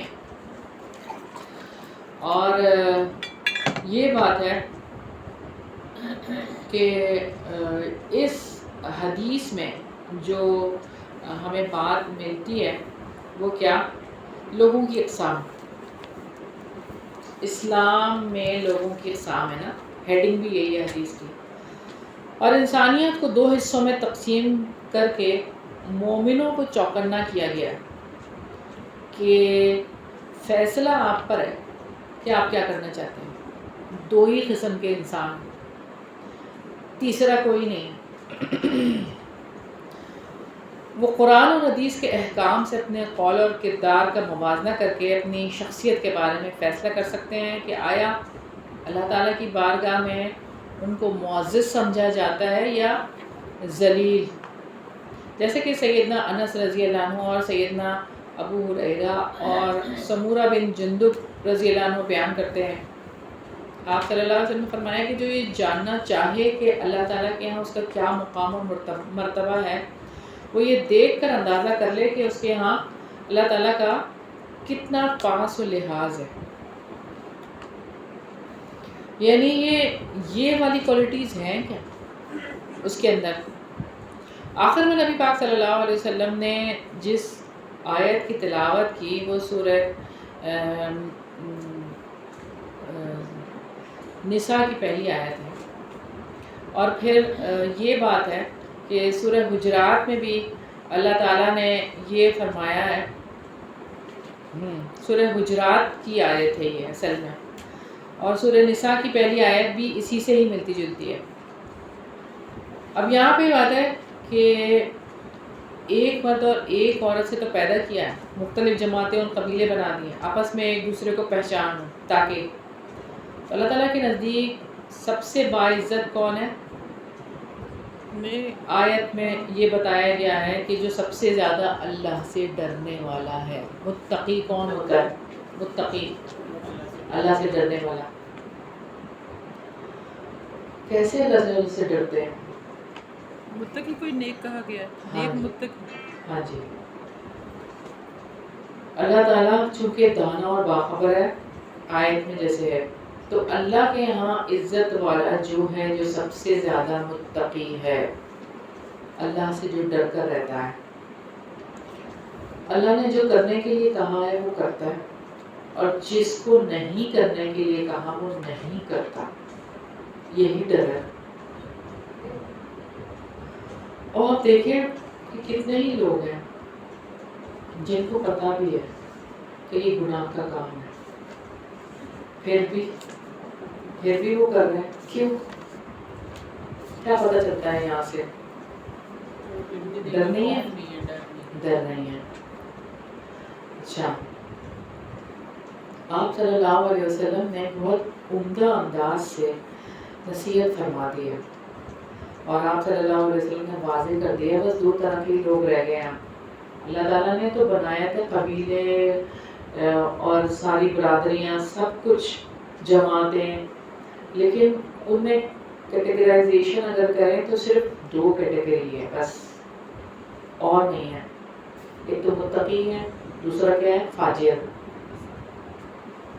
تو ہمیں اپنا جائزہ لینا ہے کہ اگر تو اس طرح کی عادات ہیں ہمارے اندر جو کہ نہیں ہونی چاہیے، تو ان کو ختم کرنے کی ضرورت ہے اللہ تعالیٰ کی مدد سے، اور اللہ تعالیٰ سے ہی مدد مانگ کر ہی ہم یہ کر سکتے ہیں، کیونکہ اللہ کی توفیق کے بغیر تو کچھ بھی نہیں، اللہ کی توفیق سے ہی ہے۔ اگلی حدیث ہے۔ اچھا ٹیچر، یہ کہا ہے انہوں نے کہ رسول اللہ صلی اللہ علیہ وسلم فتح مکہ والے دن اپنی قصوہ اونٹی پر سب طواف کیا، ہاں جی، تو یہ پیدل نہیں طواف کرتے؟ سواری پہ بھی کیا جا سکتا ہے، یعنی ایک یہاں ہمیں پہ وہ اس مل گئی، بات سے پتہ چلتا ہے کہ سواری پہ بھی ہمیں کیا بھی جا یہ سکتا سوچ رہے تو ویسے بھی وہ ویلچیئر الیکٹرک آ گئی ہیں، ہاں۔ گاڑیوں پر ہو رہا ہے اب تو۔ ہے۔ جواز تو نکل گیا نا اس سے، کیونکہ آپ صلی اللہ علیہ وسلم اونٹنی پر سوار تھے ایک اور طواف کر رہے۔ طبع کی یہ جا جائزے سکتا ہے۔ کر سکتے ہیں ہم۔ اب تو وہ ایسی چھوٹی چھوٹی گاڑیاں بھی آ گئی ہیں، اس کے وہی جا مطلب سکتے ہیں۔ ہماری رہنمائی کے لیے اونٹنی پہ کیا کہ یہ جائز ہے، یہ لوگ یہ نہ کہیں کہ آپ کیا کہہ رہی ہیں؟ سلام ہاں جی، ہاں جی، اشارہ کیا ہے، تو وہ یہ ایسے بھی کر سکتے ہیں اور چوم بھی سکتے ہیں۔ آپ صلی اللہ علیہ وسلم نے چوما بھی ہے، اور یہ سنت ہے، ہاں، لیکن چوما بھی موقع ہے۔ ملے تو نا، موقع ملے ہاں، اگر نہیں ملا تو یہ ایسا اشارہ بھی کیا ہے، تو یعنی یہ بھی اس کر میں ایسی کوئی بات اس کا روشنی ہے اشارے کا۔ مشکل ہو گیا کام۔ ہاں۔ ہاں، اتنا رش ہوتا ہے تو مگر یہ ہے کہ وما توفیق الا باللہ، اللہ کی توفیق اگر ہو تو اتنے بڑے ہجوم میں بھی آپ کو موقع مل جائے۔ اگر نیت اور ارادہ کر کے چلے جائیں تو اللہ تعالیٰ موقع دے دیں گے۔ کتنے ہی لوگ ہیں جن کی زبانی سنا کہ وہ موقع ایسا تھا کہ رات کا وقت تھا، یا وہ ایسا تھا کہ رش نہیں تھا، بالکل سناٹا تھا، اور میں نے تیزی سے جا کے حجر اسود کا بوسہ لے لیا۔ یہ تو اللہ تعالیٰ کی بات ہے، آپ اگر مانگیں گے مل جائے گا، اگر آپ یہی سوچیں گے مشکل ہے تو پھر پیچھے ہی رہیں گے۔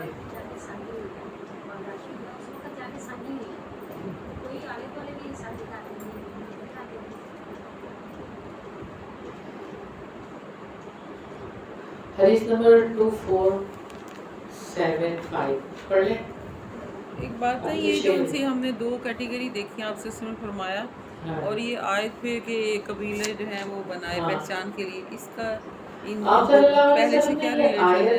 آیت بتائی ہے کہ اللہ تعالیٰ نے یہ چیزیں بنائی ہیں، ساری بنائی ہیں، قبیلے بھی بنائے ہیں، سارا کچھ ہے، لیکن اب دو ہی صرف رہ گئے ہیں، سمجھ آئی نا؟ اچھا ٹھیک، ان قبیلوں کے اندر بھی آپ کو دو دو گروہ ہیں، کردار ملیں گے، بس تیسرا کوئی کردار نہیں ہے، دو ہی کردار ہے، یا تو نیک ہے یا بد ہے، ہاں، یہ تیسری کوئی حسب کوئی نسب چیز والا نہیں ہے۔ معاملہ نہیں ہے، اللہ کے ہاں دو ہاں جی، کیٹیگری ہیں۔ ہاں جی، کیونکہ اللہ تعالیٰ نے دو ہی چیزیں بنائی ہیں، جنت اور جہنم، تیسری کوئی چیز بنائی نہیں ہے۔ اگر کسی نے کوئی چیز بنائی ہوتی تو پھر اس میں جاتے نا، اسی لیے تیسرے کوئی ہے ہی نہیں، دو ہی لوگ ہیں۔ یا تو یہاں جائیں گے یا یہاں، دو ہی ہاتھ ہیں، یا تو دایاں ہے یا بایاں ہے.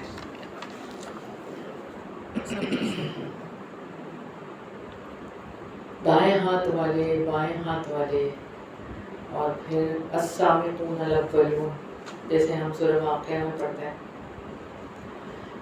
نبی کریم صلی اللہ علیہ وسلم فرزندان امت کے باپ اور زوجات رسول ان کی مائیں ہیں.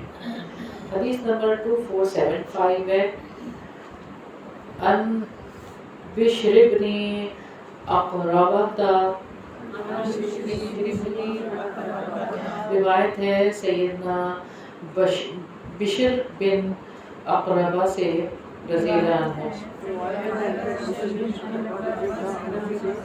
ان کو بشر ہی پڑھنا ہے، ہم نے ہاں بشر جی، نہیں پڑھنا. بشر ہی نام ہے نا ان کا. قال انہوں نے کہا استشہدہ شہید ہو گیا ابھی ماں میرا باپ، ماں ساتھ النبی صلی اللہ علیہ وسلم، نبی پاک صلی اللہ علیہ وسلم کے فی بعض غزواتی، بعض ان کے غزوات میں، فمرہ تو گزرے، بین نبی میرے پاس سے نبی، وانا اور میں اب کی رو رہا تھا، فقال لی تو فرمایا میرے لیے، اسکت خاموش ہو جاؤ، اما کیا نہیں، ترضا تو راضی ہوگا، ان یہ کہ اکونا انا میں ہوں، میں انا ابو کا میں تیرا باپ، و عائشہ تو اور عائشہ رضی اللہ عنہا، امو کا تیری ماں. سیدنا بشر بن اقربہ رضی اللہ عنہ سے روایت ہے، وہ کہتے ہیں میرا باپ نبی کریم صلی اللہ علیہ وسلم کے ساتھ کسی غزوے میں شہید ہو گیا. نبی کریم صلی اللہ علیہ وسلم میرے پاس سے گزرے اور میں رو رہا تھا. آپ صلی اللہ علیہ وسلم نے مجھے کہا خاموش ہو جاؤ، کیا تو اس بات پر راضی نہیں ہوگا کہ میں تیرا باپ ہوں اور عائشہ تیری ماں.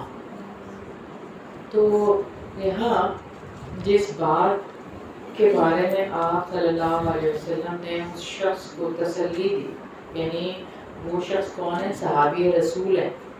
وہ رو رہے ہیں اپنے باپ کی جدائی. ویسے باپ شہید ہو گئے ہیں، لیکن پھر بھی ایک فطری جذبہ ہے، اس کے تحت انسان روتا تو ہے، اپنا چلا گیا چاہے کسی بھی طرح گیا. تو آپ صلی اللہ علیہ وسلم نے کتنی خوبصورت تسلی دی ہے.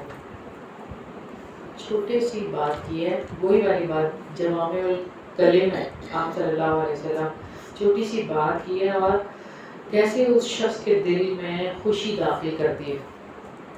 کیسے سیدنا بشر کے دل میں خوشی داخل کی آپ صلی اللہ علیہ وسلم نے کہ تمہیں اس بات پہ راضی نہیں ہوتی کہ میں تمہارا باپ ہوں اور عائشہ تمہاری ماں ہوں. تو یہاں ایک یتیم کو دلاسا دیا، اس کی ڈھارس بندھائی، اور آپ صلی اللہ علیہ وسلم نے باپ کے قائم مقام اپنے آپ کو ٹھہرایا. ہمدردی اور خیر خواہی کا یہ عمدہ ترین انداز ہے جو آپ صلی اللہ علیہ وسلم نے تعزیت کی اس سے.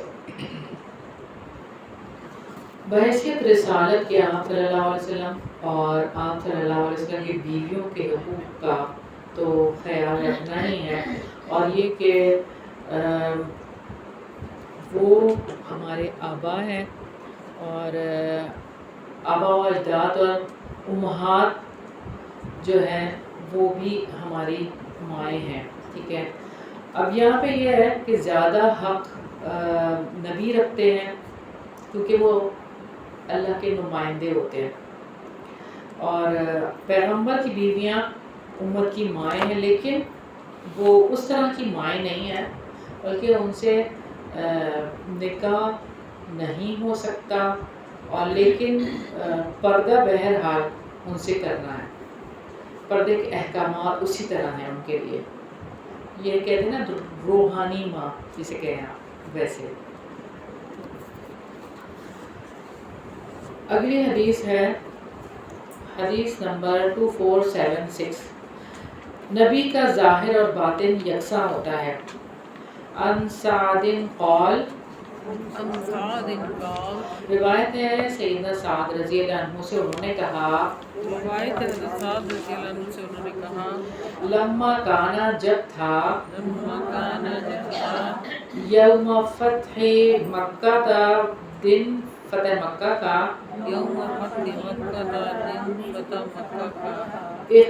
اقتبأ چھپ گئے، عبداللہ بن سعد بن ابی سرح، عبداللہ بن سعد بن ابی سرح رضی اللہ عنہ، عند عثمان بن عفان، سیدنا عثمان بن عفان رضی اللہ عنہ کے نزدیک، فجاء تو آئے، بھی حتی ان کے ساتھ یہاں تک کہ، او خفہ کھڑا کر دیا اس کو، علی النبی فقال،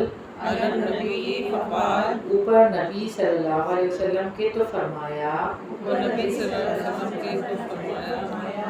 یا رسول اللہ صلی اللہ علیہ وسلم، اے اللہ کے رسول صلی اللہ علیہ وسلم، بائی بیعت لیں عبداللہ سے، فرفع پھر اٹھایا، رأسہ اپنا سر، فنظر پھر نظر کی، الیہ ان کی طرف، ثلاثاً تین مرتبہ، کل ذالک ہر دفعہ وہ، یأبا انکار کرتے تھے، فبایعہ پھر بیعت کی ان سے، بعد ثلاثاً تین مرتبہ کے، ثم پھر اقبل متوجہ ہوئے، علی اوپر، اصحابہ اپنے صحابہ کے، فقال پھر کہا، اما کیا نہیں، کانا تھا، فیکم تم میں، رجل کوئی آدمی، رشید سمجھدار، یقوم وہ کھڑا ہوتا، الی طرف، ھذا حیث اس کو جب، رآنی وہ دیکھتا مجھے، کففت میں نے روکا ہے، یدی اپنا ہاتھ، ان بیعتہ اس کی بیعت سے، فیقتلہ پھر وہ قتل کر دیتا اس کو، فقالوا تو انہوں نے کہا، ما ندری میں ہم نہیں ہم جانتے، یا رسول اللہ صلی اللہ علیہ وسلم، اے اللہ کے رسول صلی اللہ علیہ وسلم، ما جو فی نفسک آپ کے دل میں ہے، الا او مات، مگر اشارہ کرتے آپ، الینا ہماری طرف، بعینی کا اپنی آنکھوں سے، قول فرمایا انہو یقیناً وہ لا ینبغی نہیں لائق لنبی کسی نبی کے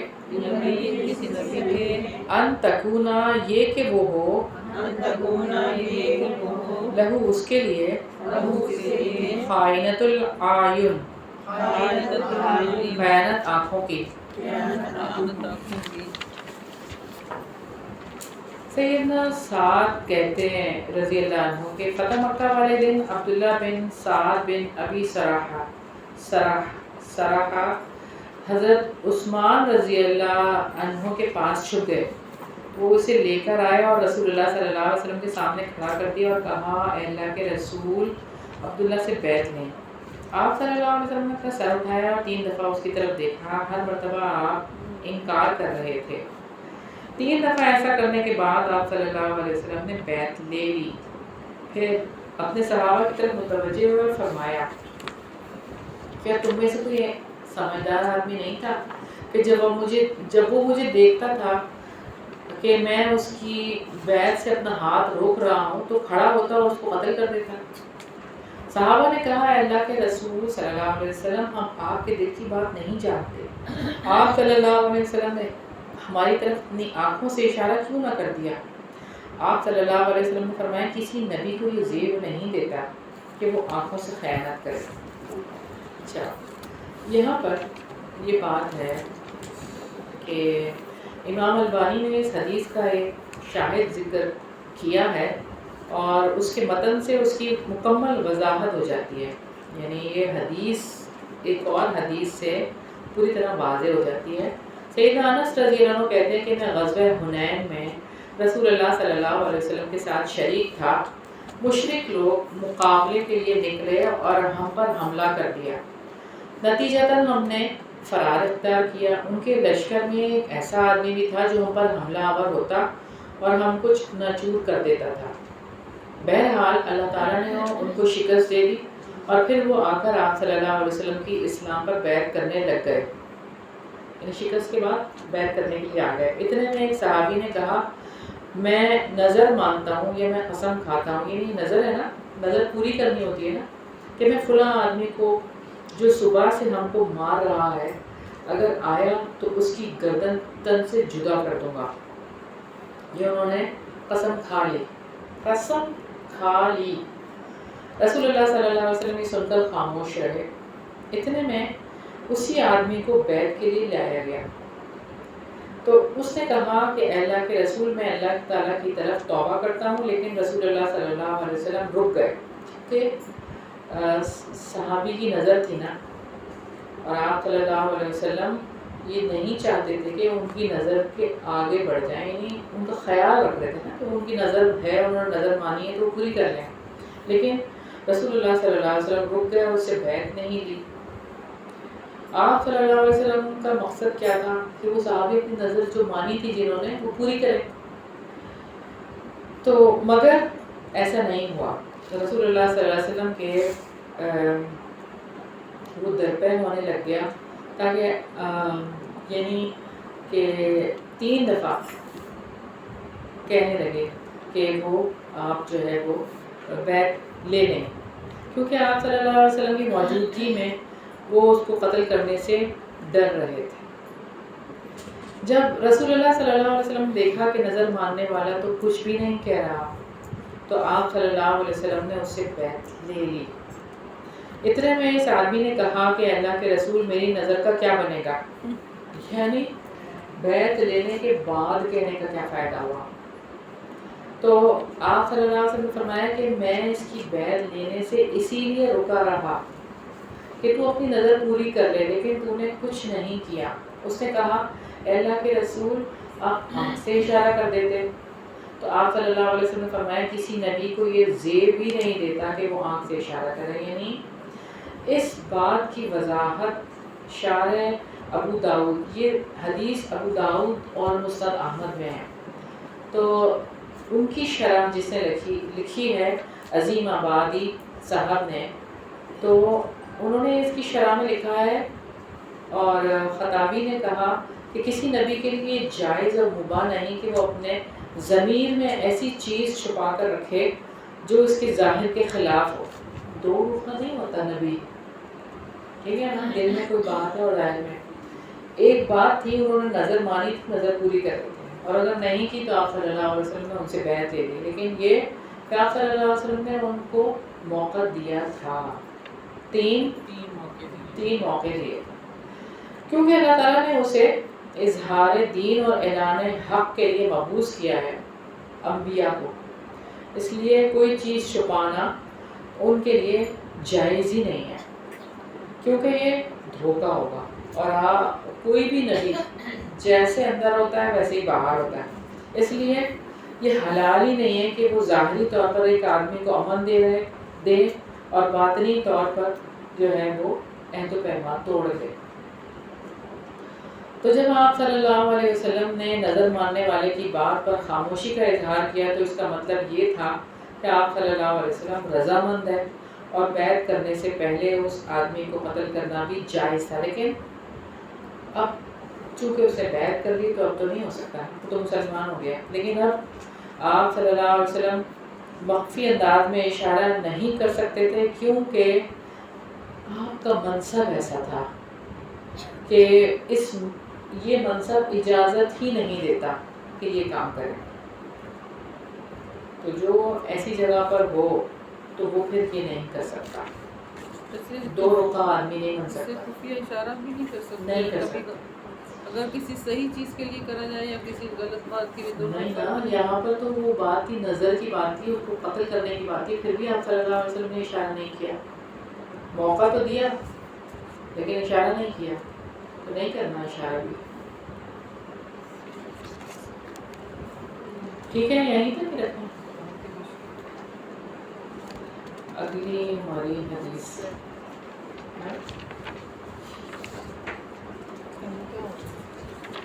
6:15. کیا ٹائم ہوا ہے؟ 6:15. تدبیر کروا دیں. اچھا آج نہیں. کروا دیں.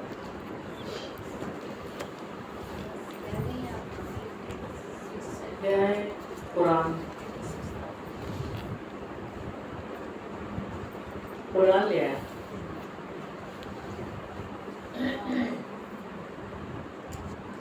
کہاں سے پڑھتے ہیں آپ لوگ؟ یہ نشان لگا. جی 13واں پارہ اور آیت نمبر 89 سے آگے پورا 89 سے آگے سنانا ہے آپ لوگوں نے یا میں پڑھا دوں؟ آپ ہی پڑھائیں گے، ہمارے پاس تو ہے نہیں ہے. اعوذ باللہ من الشیطان الرجیم.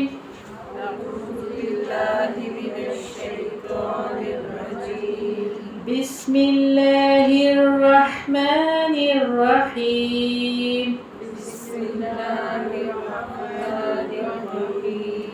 قالوا أئنك لأنت يوسف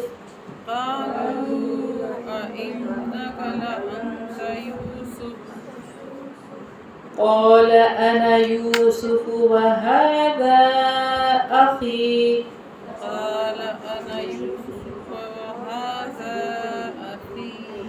قد من الله علينا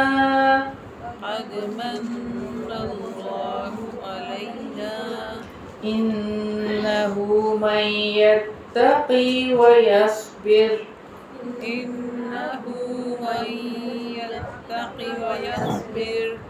فإن الله لا يضيع أجر المحسنين.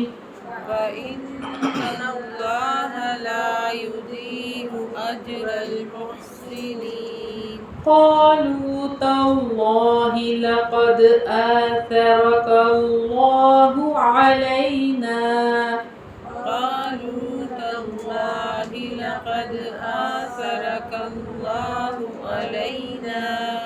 وإن كنا لخاطئين.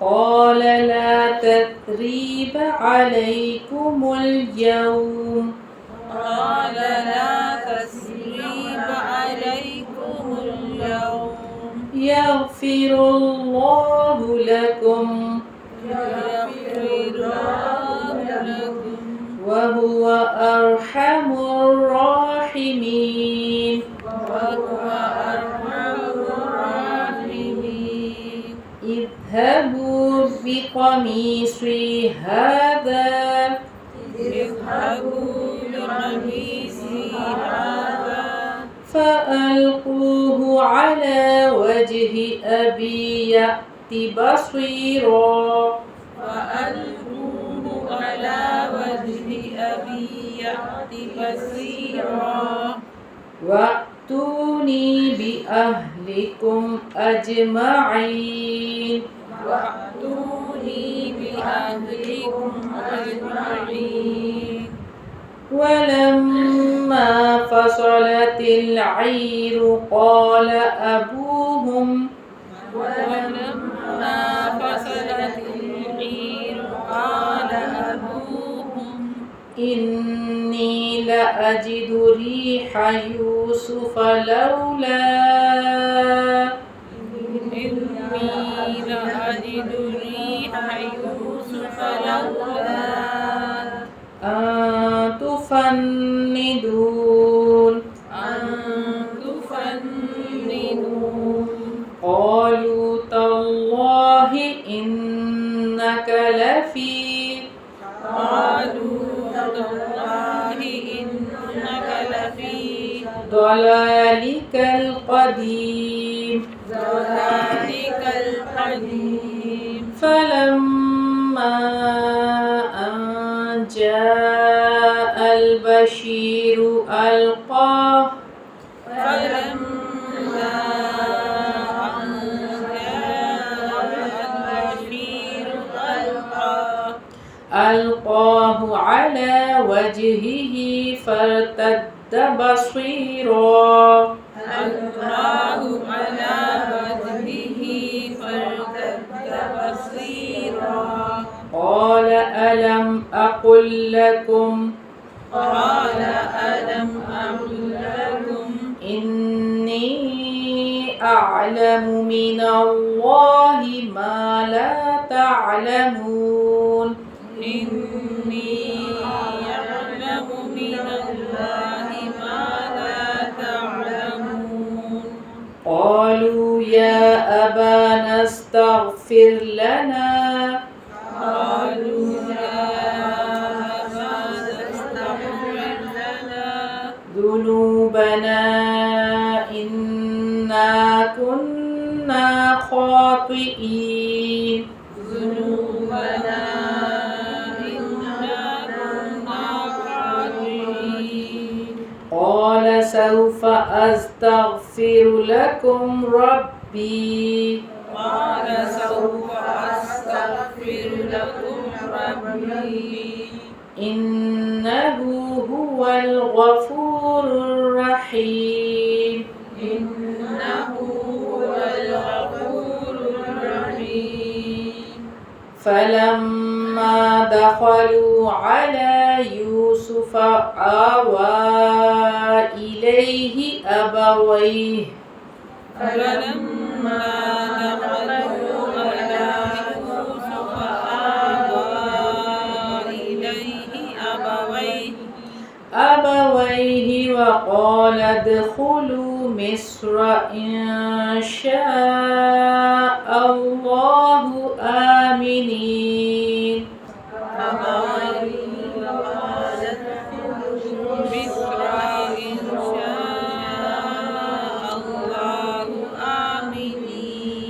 ورفع أبويه على الأرش وخروا له سجدا ورفع أبويه على العرش وخروا له سجدا وقال يا أبت هذا تأويل رؤياي من قبل وقال يا أبت هذا تأويل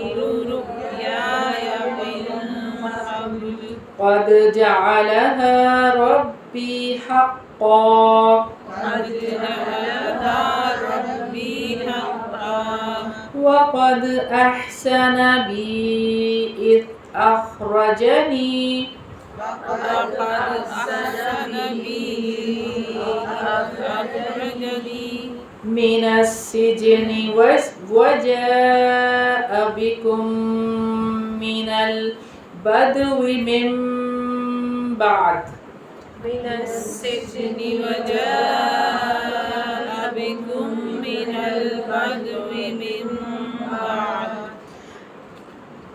من بعد أن نزغ الشيطان بيني وبين إخوتي من بعد أن نزغ الشيطان بيني وبين إخوتي إن ربي لطيف لما يشاء إن ربي لطيف لما يشاء إنه هو العليم الحكيم إنه هو العليم الحكيم رب قد آتيتني من الملك وعلمتني من تأويل الأحاديث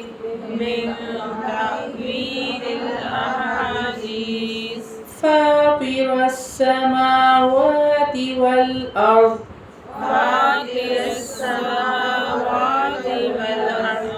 أنت وليي في الدنيا والآخرة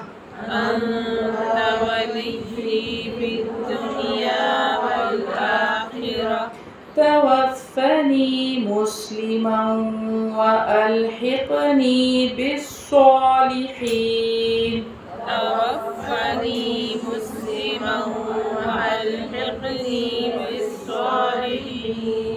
ذلك من أنباء الغيب نوحيه إليك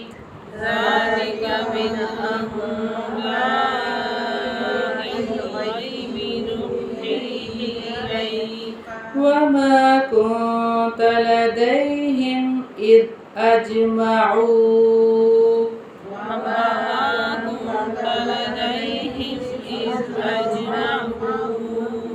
أمرهم وهم يمكرون وما أكثر الناس ولو حرصت بمؤمنين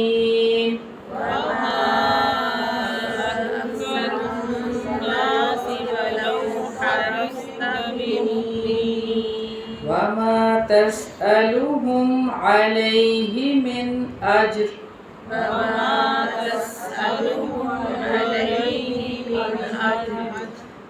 هو إلا ذكر للعالمين إن هو إلا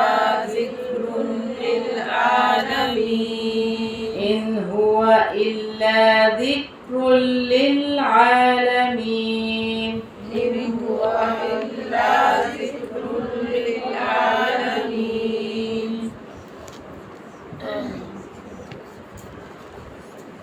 اللهم صل على محمد وعلى ال محمد كما صليت على ابراهيم وعلى ال ابراهيم انك حميد مجيد اللهم بارك على محمد وعلى ال محمد كما باركت على ابراهيم وعلى ال ابراهيم انك حميد مجيد ربنا آتنا في الدنيا حسنة وفي الآخرة حسنة وقنا عذاب النار ربنا ظلمنا أنفسنا وإن لم تغفر لنا وترحمنا لنكونن من الخاسرين ربنا لا تؤاخذنا إن نسينا أو أخطأنا ربنا ولا تحمل علينا إصرا كما حملته على الذين من قبلنا ربنا ولا تحملنا ما لا طاقة لنا به واعف عنا واغفر لنا وارحمنا أنت مولانا فانصرنا على القوم الكافرين ربنا لا تزغ قلوبنا بعد إذ هديتنا وهب لنا من لدنك الرحمة إنك أنت الوهاب يا حي يا قيوم برحمتك نستغيث يا حي يا قيوم برحمتك نستغيث يا حي يا قيوم برحمتك نستغيث یا الہی یا پاک پروردگار یا رب العزت یا رب ذوالجلال والاکرام، ہم سب گناہ گار ہیں، خطا کار ہیں، الہی ہماری خطاؤں سے درگزر فرما۔ یا الہی ہم سب کے دلوں کو صاف ستھرا کر دے، ہمارے گناہوں کو ایسے دھو ڈال الہی جیسے سفید کپڑا صاف کیا جاتا ہو۔ یا الہی یا پاک پروردگار یا رب العزت یا رب ذوالجلال والاکرام، نیکی کی رغبت دلوں کے اندر پیدا کر دے۔ یا الہی برائی سے بچنے کی توفیق عطا فرما دے۔ یا الہی نیکیوں میں سبقت لے جانے والا بنا۔ یا الہی نبی پاک صلی اللہ علیہ وسلم کی سنت پہ عمل کرنے والا بنا۔ یا الہی اس قرآن کے پیغام کو ساری دنیا تک پھیلانے والا بنا۔ یا الہی یا پاک پروردگار ہم سے یہ کام لے لے۔ یا الہی ہم قرآن کے حق میں حجت بننے والے ہوں، الہی قرآن کے خلاف نہیں۔ یا الہی قرآن ہمارے خلاف حجت نہ بنے، ہمارے حق میں حجت بنے۔ یا الہی ہم اس کا حق ادا کرنے والے بنے۔ یا الہی یا پاک پروردگار یا رب العزت یہاں پر جتنے بھی حاضرین ہیں ان کے دلوں میں جو بھی دعائیں ہیں الہی میں نہیں جانتی، آپ جانتے ہیں، ان سب کی دعاؤں کو قبول فرما لے۔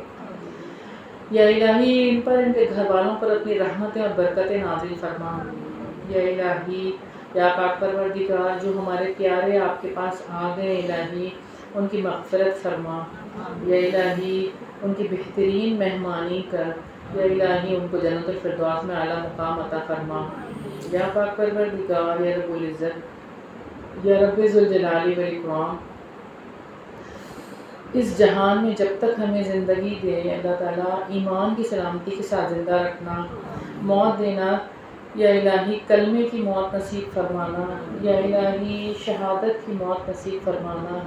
یا پاک پروردگار یا رب العزت یا رب ذوالجلال والاکرام ہمیں ہمارے والدین کے لیے بہترین صدقہ جاریہ بنا دے۔ یا الہی ہماری اولادوں کو ہمارے لیے بہترین صدقہ جاریہ بنا دے۔ یا الہی یا پاک پروردگار یا رب العزت یا رب ذوالجلال والاکرام پاکستان کو امن والا ملک بنا دے۔ یا الہی پاکستان کی حفاظت فرما۔ یا الہی جتنے بھی مسلمان ہیں جہاں کہیں بھی مصیبت میں پریشانی میں یا الہی ان سب کی مشکلات کو پریشانیوں کو دور فرما دے۔ یا پاک پروردگار بیماریوں میں شفا عطا فرما۔ یا پاک پروردگار یا رب العزت یا رب ذوالجلال والاکرام جس طرح کے بھی حالات میں مسلمان ہیں الہی، یا الہی ان کے دلوں کو اپنی یاد سے سکون عطا فرما۔